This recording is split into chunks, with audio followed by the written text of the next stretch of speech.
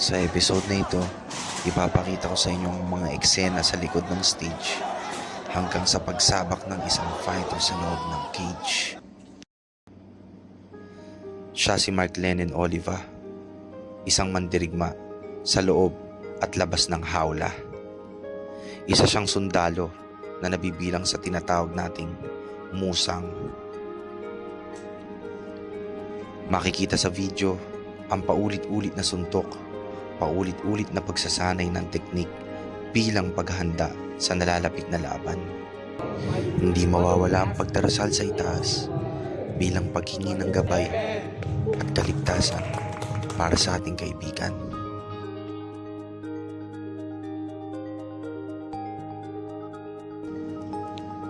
Habang papalapit ang laban, unti-unti kong nararamdaman ang kaba ng bawat isa. Hindi ko na naipakita sa video ang ilang kapamilya at mga kaibigan na sumusuporta sa kanya. Hindi rin naipakita sa video na ito ang buwan, ilang linggo at ilang araw ng pagsasanay, sakripisyo, kung saan nagsisimula ang tunay na laban para sa pangarap. Kitang-kita kay Lennon na ibibigay niya ng buong puso para sa laban, para sa pangarap. Oras na nga para pumasok sa loob ng hawla. Halika't ating tunghayan ang mangyayari sa laban. The time is now. Introducing first, fighting out of the blue corner. This man is a mixed martial artist who holds a fight record of no victories, including 2 defeats. He stands 5 feet 4 inches tall, weighing at 125 pounds. Representing Tondo Manila, by way of Mad Ronin Mixed Martial Arts and Bully Basement Jiu-Jitsu, Ground Zero Fight Team, the Soldier of God, Mark Lennon Oliva. Introducing his opponent. Fighting out of the red corner, this man is a mixed martial artist who holds a fight record of 1 victory, including 1 defeat. He stands 5 feet 4 inches tall, weighing in at 125 pounds. Representing Antipolo City, Rizal, by way of T-Rex Mixed Martial Arts, Baby T. Brisket.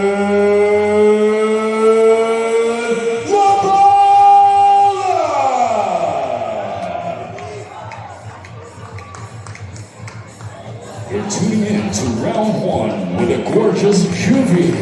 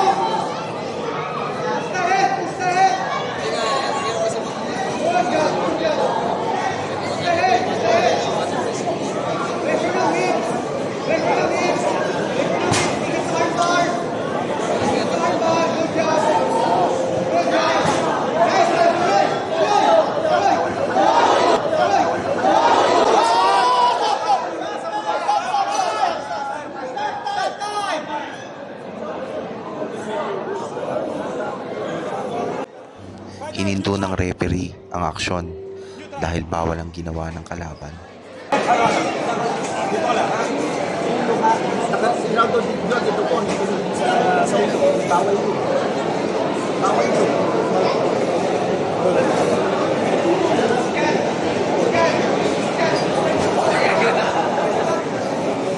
Pag grounded fighter, bawal ah.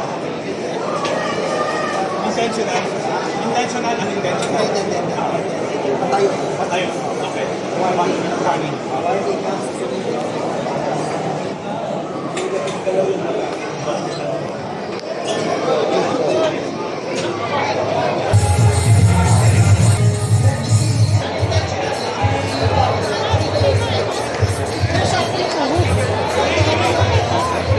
Hindi na nakabalik sa aksyon si Lenin dahil sa hilo at tila nawala ang kanyang momentum. Sa laban na to, hindi pinalad si Lenin. Masakit, hindi lang para sa kanya, kundi para sa lahat ng sumusuporta sa kanya. Pero sa MMA, hindi natatapos ang laban sa resulta. Dito natin makikita kung sino talaga ang fighter, hindi sa panalo, kundi sa kung paano siya babangon pagkatapos matalo. Dahil ang talo, hindi ito katapusan. Isa lang itong bahagi ng proseso. Ang tunay na aral dito, hindi lahat ng pagkatalo ay kabiguan. Minsan, ito ang pinakamalakas na guro. Tinuturuan tayo kung saan pa tayo dapat humusay, kung gaano pa tayo dapat magpakatatag, at kung bakit hindi pwedeng sumuko. Kasi, sa susunod na laban, hindi ka lang babalik para lumaban. Babalik ka na mas matalino, mas disiplinado, at mas buo. Sa MMA at sa buhay, hindi mahalaga kung ilang beses kang bumagsak. Ang mahalaga, ilang beses kang tatayo.